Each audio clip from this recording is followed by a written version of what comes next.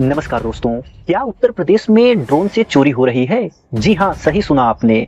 खबर तो ऐसे ही निकल करके सामने आ रही है, लेकिन खबर कितनी सच्ची है और कितनी अफवाह से भरी हुई है, इसके बारे में कह पाना थोड़ा मुश्किल है।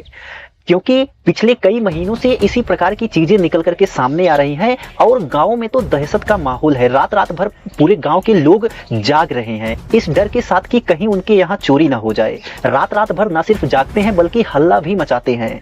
ऐसे में यह काफी संवेदनशील मुद्दा हो चुका है।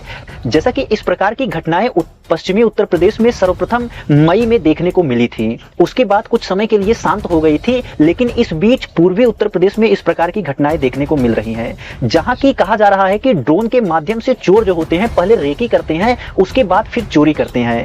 रातों में आसमानों में रंग बिरंगी ड्रोन घूमते रहते हैं। ऐसे में कई लोगों ने तो इसका वीडियो भी बनाया हुआ है, लेकिन इसके बारे में पूर्ण रूप से पुष्टि नहीं की जा सकती, क्योंकि बीबीसी ने भी इस पर एक रिपोर्ट तैयार की हुई है जिसको कि मैं देख रहा था, लेकिन उसमें किसी भी प्रकार से इस प्रकार की चीजें निकल करके सामने नहीं आई। हाँ, चोरियां कुछ हद तक हो रही, लेकिन इस हद तक होना थोड़ा मुश्किल है और इस अफवाह की वजह से कई लोग राहगीरों को भी मार दे रहे हैं।